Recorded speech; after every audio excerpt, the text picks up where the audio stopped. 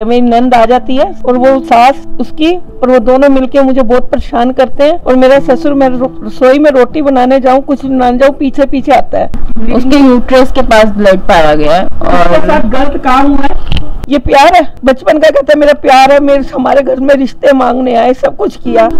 होता तैयार व्यार हो के अंदर पैसे देकर आया पोस्टमार्टम वाली जगह पे। हमने जब ये चीज पूछी कि वहाँ पे पैसे किस बात के दे रहा भाई तू पोस्टमार्टम के लिए, कह रहा वो हमारे को देने पड़ते हैं वहाँ पे। और पुलिस वाले ने हमको धमकी दी, कहते ढोल बजा लो, जो हमने करना था हमने कर दिया, जाके ना उधर जाके केस लड़ते रहो। अगर तुम्हें इतनी नफरत थी तो मेरी लड़की मुझे दे देते ना, दे देते। मरने के बाद भी इनकी नफरत खत्म नहीं हुई। जो उसकी बुआ की लड़की है उसने उसको मेल डाली, जीजू से सावधान रहना, वो उनकी नीयत सही नहीं है। हमें नहीं छोड़ा तो तुम्हें कहाँ छोड़ेंगे। मेरी लड़की मरने वाली नहीं थी, मुझे इतना पता।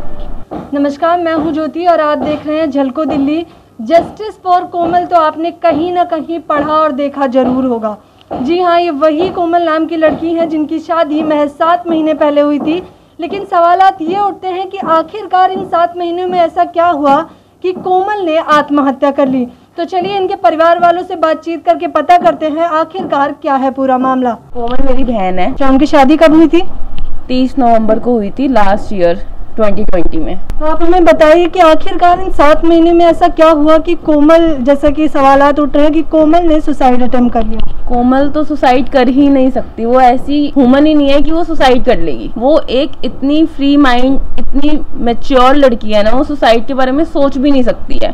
उसका मर्डर किया है। 14 को हमारे घर पे फोन आया था उसके हस्बैंड का और कोमल के बारे में बोला कि कहते ये ऐसे करती है, मेरे को मतलब बोलती है कि कहीं घुमाने नहीं लेके जाता, मेरे को टाइम नहीं देता, मैं काम ना करूं क्या, आप मुझे रोटी खिला लोगे क्या। मतलब कोमल उनसे टाइम मांगती थी? हाँ, वो कोमल को बस ये था मेरे साथ रहे। उस दिन ये बात हुई, हमने बोला कि कोमल अगले दिन हमारे घर आ जाएगी। कोमल हमारे घर आई, उसने हमसे बात करी, सब कुछ बोला उसने। हमने बोला अब तू नहीं जाएगी। क्यों बोला आप लोगों ने ऐसा?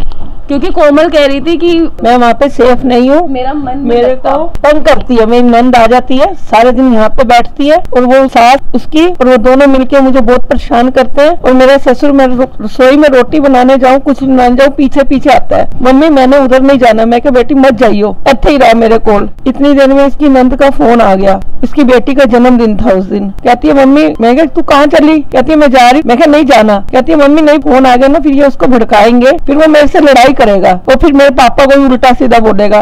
आज रात की बात है, कल मैं तुम्हारे पास आ जाऊंगी, ये बोल के। क्योंकि वो ना पीछे से इसलिए अकेले नहीं रहना चाहती क्योंकि उसके पीछे से इसकी सास, इसकी नंद का नंदोई इनके घर के अंदर ही घुसे रहते थे और उसको बहुत टॉर्चर करते थे। तो क्या कोमल के हस्बैंड को ये पता नहीं था कि इस पे अत्याचार होता है?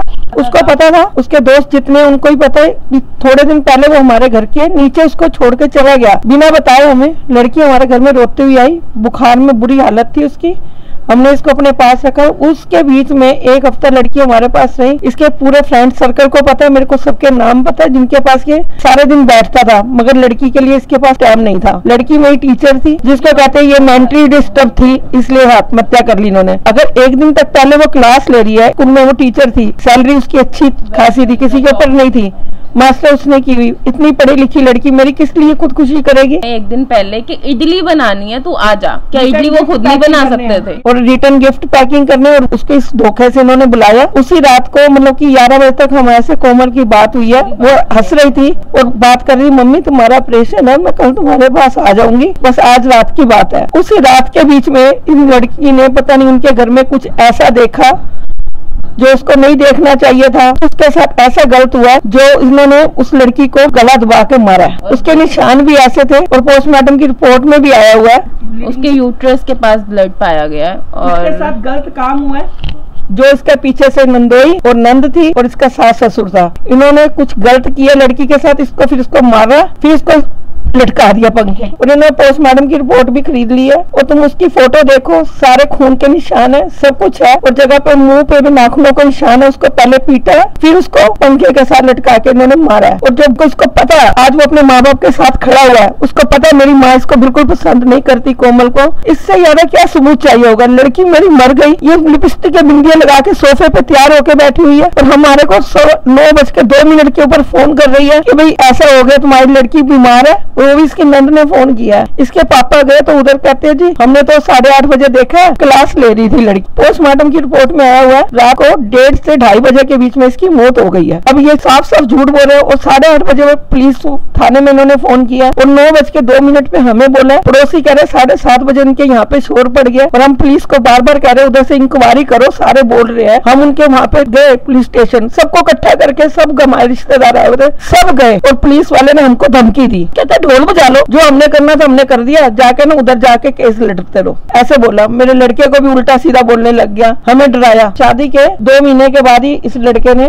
लड़की के ऊपर हाथ उठाया था। वो भी इसके रिश्तेदारों ने फोन किया कि उसने उसको मेल डाली, जीजू से सावधान रहना, वो उनकी नीयत सही नहीं है। हम तुम तो भाभी इतनी सुंदर हो, है हमें नहीं छोड़ा तो तुम्हें कहाँ छोड़ेंगे, ये उसने बोला। उसके फोन में पूरी मेल है कोमल के, जो इन्होंने फोन साफ कर दिए हैं, दोनों फोन। हमारे पास फोन नहीं है कोमल के, उन पुलिस स्टेशन में है और वो कहते हैं कि वो साफ कर दिया उन्होंने, सब सारे सबूत मिटा दिए पुलिस के आने से पहले। कोई सुसाइड नोट नहीं मिला। फिर ये कैसे कहते हैं कोमल ने सुसाइड कर ली? क्यों करेगी वो? 7 महीने की शादी में कौन करता है? बातों बातों में हमारी लड़की ने बताया, हमारे से नहीं हमारी लड़की को कहता था। उसने बोला, कहती है मम्मी मैं इतना कमा लेती हूँ, इसको आज चैन लेके दे रही हूँ, कल मैं इसको गाड़ी भी लेके ना इसकी वही ख्वाहिश पूरी मैं करूंगी। मगर मुझे उसने दिल की बात नहीं बताई, इसलिए आज मैं बैठ के रो रही हूँ। मुझे पहले बोल देती ना, मैं उधर उसको 1 मिनट भी नहीं जाने देती। अगर आप पोस्टमार्टम की रिपोर्ट भी इसकी बॉडी की रिपोर्ट देखते हैं, फोटोग्राफ देखते, तो कोई भी उसको अंदर देख के बोलेगा उसको मारा गया। उसके चिक्स के ऊपर ब्लू कलर के निशान जैसे नील पड़ जाता है मारने पे, उसका गला पूरा खून यहाँ तक, अगर कोई हैंग करेगा तो यहाँ पे निशान होगा, पूरे गले पे निशान नहीं होगा, पूरी बॉडी के ऊपर उसके निशान थे।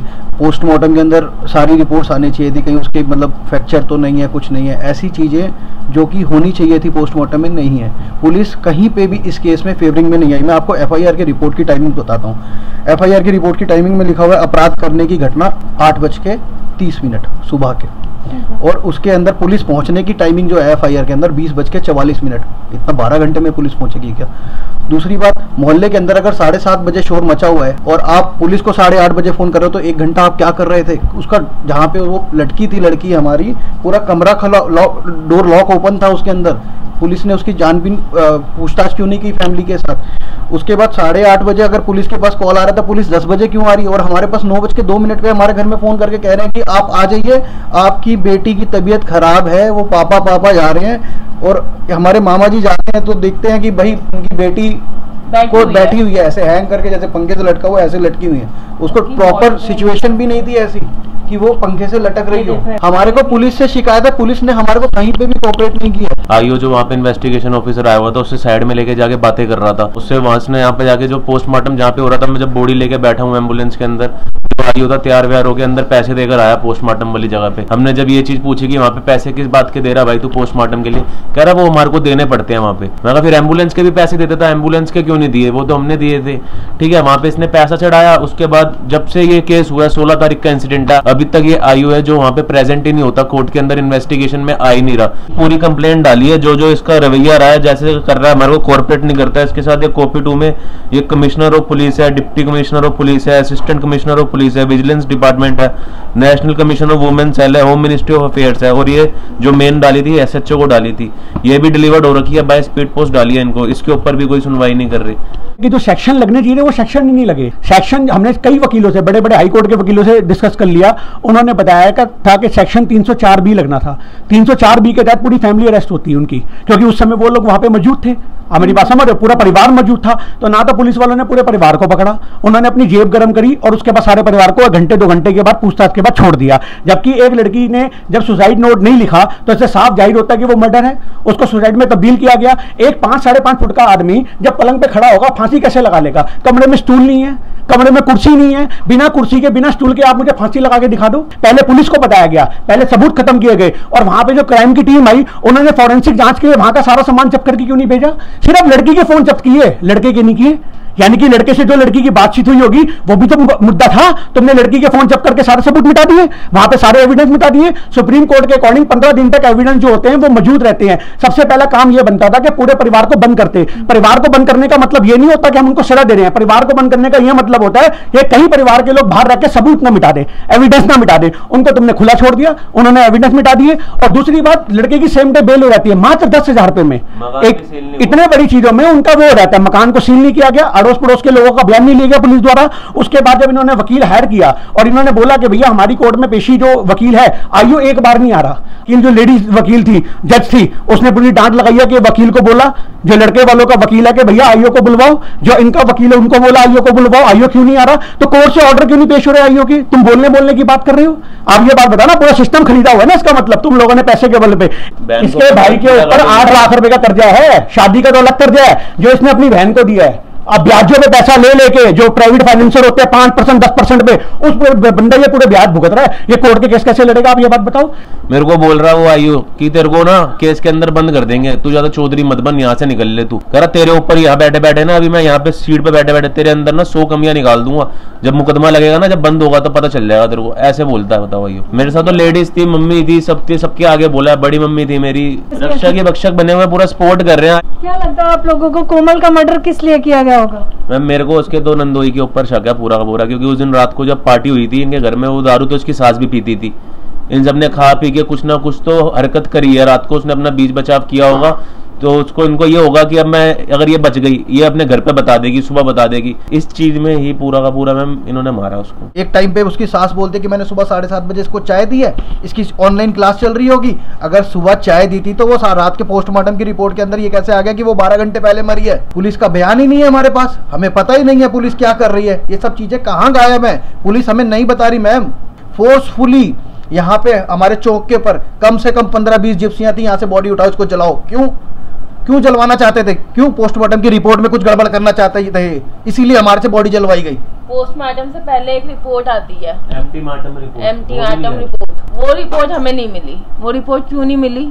क्योंकि था ना, उसको बेचना था ना इन्होंने। उसके अंदर ये होता है कि अगर हमें दोबारा भी पोस्टमार्टम चेक करवाना है तो हम करवा सकते हैं, के निशानों का हम दोबारा से करवा सकते हैं, वो हमें रिपोर्ट ही नहीं मिली। तो जैसा कि आपने देखा, हमने कोमल के परिवार वालों से बातचीत की। इन लोगों का ये भी कहना है कि इनकी सुनवाई इसलिए नहीं हो रही क्योंकि ये लोग मिडिल क्लास फैमिली से बिलोंग करते हैं। तो इन लोगों का कहना है कि कोमल का प्री प्लान मर्डर किया गया है, जिसे अब सुसाइड में तब्दील करने की कोशिश की जा रही है। इन लोगों की यही मांग है कि सीबीआई इंक्वायरी होनी चाहिए। अगर आपको खबर पसंद आती हो और अगर आप चाहते हैं कि कोमल को जस्टिस मिले तो ये वीडियो जितना ज्यादा हो सकता है उतना शेयर करिए। अपनी राय हमें नीचे कमेंट बॉक्स में जरूर बताएं। कैमरामैन विजय के साथ ज्योति, झलको दिल्ली।